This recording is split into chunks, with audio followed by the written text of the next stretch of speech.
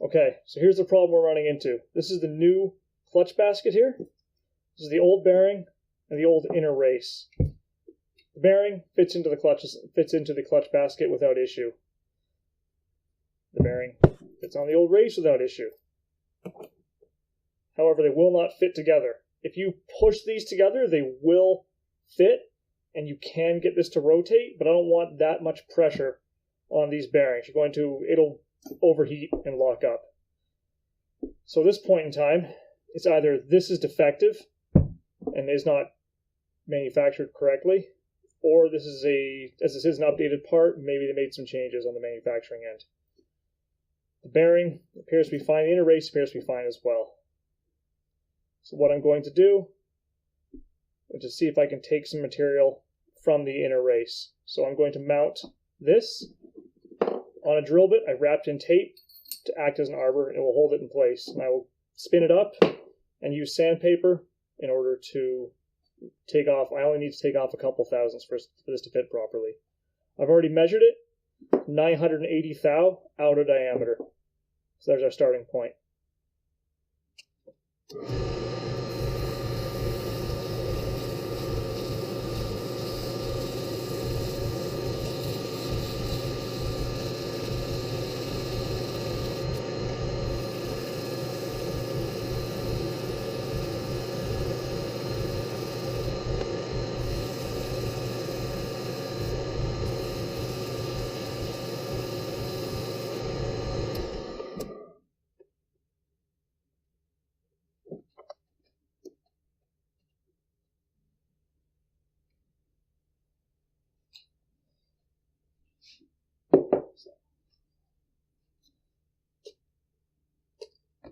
Sandpaper is not working. This is, of course, a hardened surface. So let me see what else I can find. I'm going to try an oil stone, see how this works.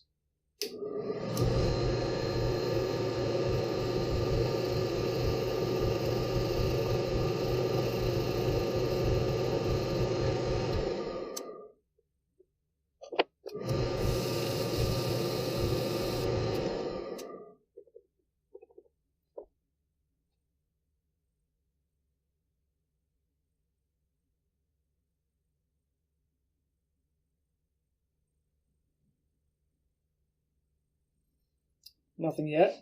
Let's keep going.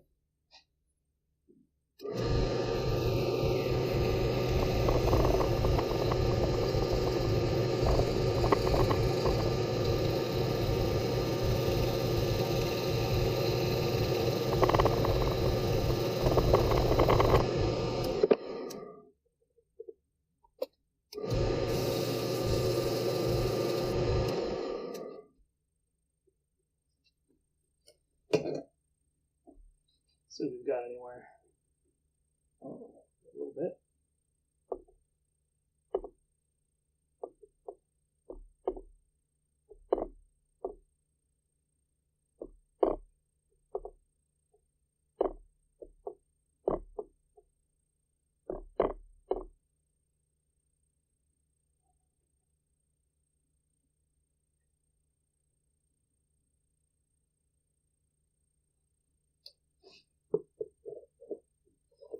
So I'm down about a half of a thou. Let's see where I can get this. I'm finished on the drill press. I've managed to clean this up pretty nicely. I've taken 2 thou off the outer diameter. That fits in there nice. Right in there. Beautiful. There's no wiggle up and down. That fits in there perfectly. So I'm very happy with that. Finally get this thing back on the bike. Let's get this clutch assembly on.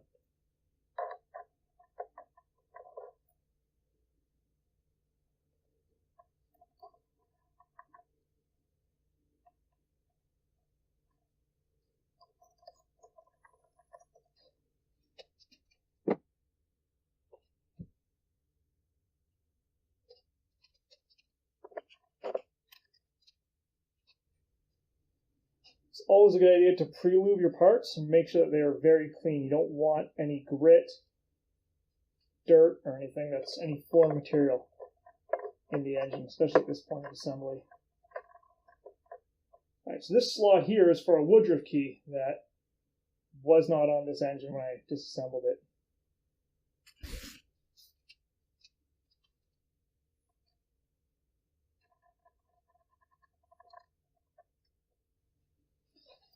Let me check the torque spec on that. Okay, from what I read, the torque spec on this nut is 45 foot-pounds. So this is now torqued and ready to start having the clutch plates installed. I see a little bit of dirt on that face there, so I'm going to clean it off.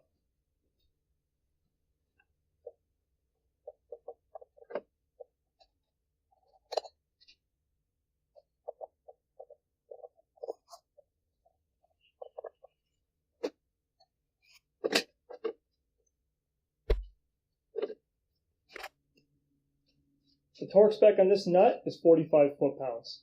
So now we're going to start assembling the clutch plates. Always remember that when you do have clutch plates, if they're new, you must pre-soak them in whatever oil is being used to lubricate the transmission. If you have used clutch plates that are going back in, it's best to always make sure that those are thoroughly soaked as well. You can use a Tupperware container. I used a plastic bag and just made sure there was enough oil in it that these remained saturated while they were in storage.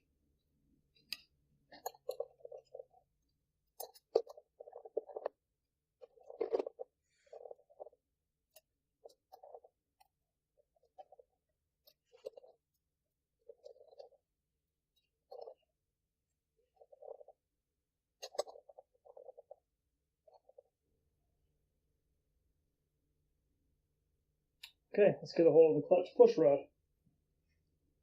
Always start these by hand, as the threads are very fine. I think they're about 1 millimeter.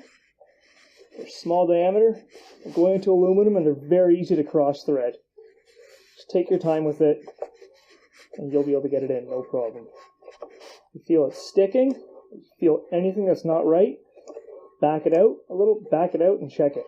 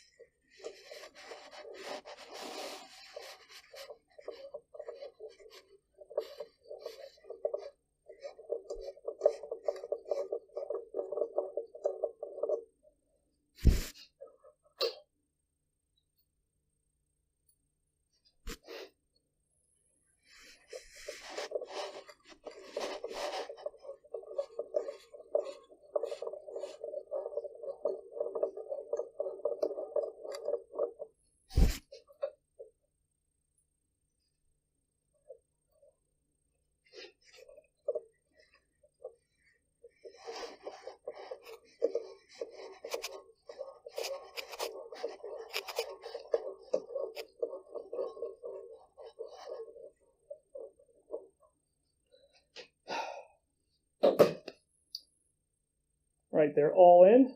We're going to tighten them in sequence a little bit at a time. Once they're all seated, they're going to be torqued to 5 foot-pounds. Now that the clutch spring retaining bolts are installed, I'm going to torque these bolts down in a crisscross pattern a little bit at a time until they're all seated and ready for torque.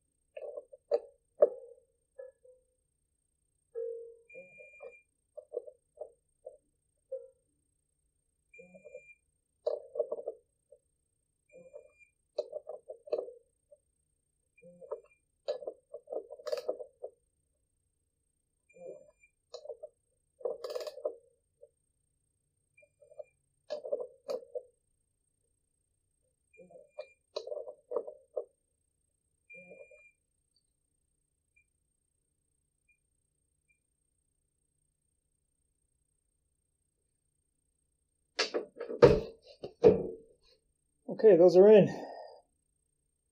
Try and use a torque wrench on these whenever possible. They're so small. And you do want equal clamping force on all the springs for proper clutch engagement. It'll also help reduce wear that might be uneven due to the uneven clamping loads. I'm going to reuse the old gasket as it was not in bad shape. It's already in place.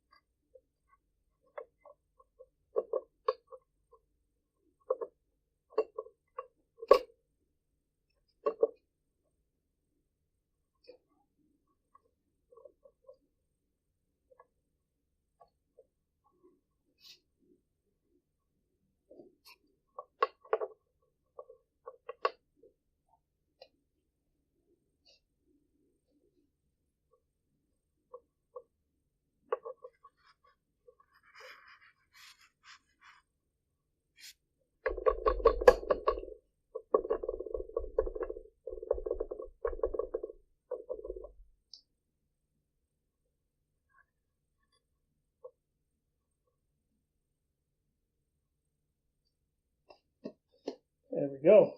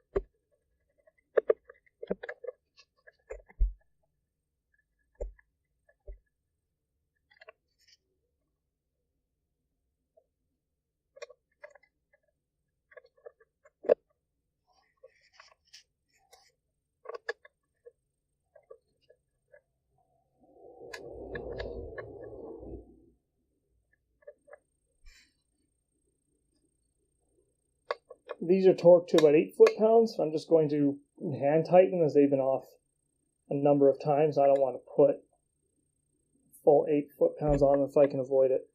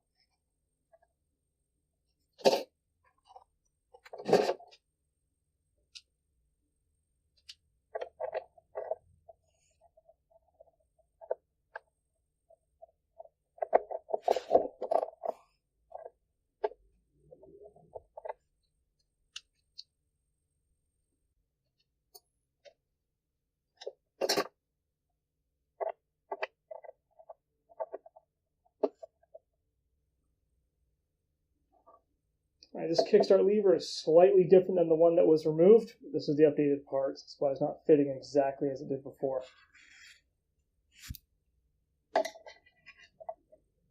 As I said, this is a different lever. So the grub screw that came into here and locked this into place is actually a different size. So I had to use a screw. I ground the head down so I could get in a little bit closer. I'll get a proper one shortly. I put a dab of blue Loctite on the kickstart retaining bolt here.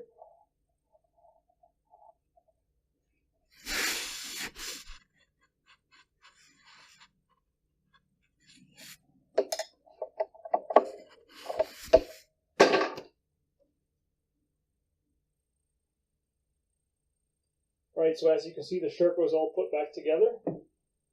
I fired it up earlier. It runs excellent. I put my timing light on it.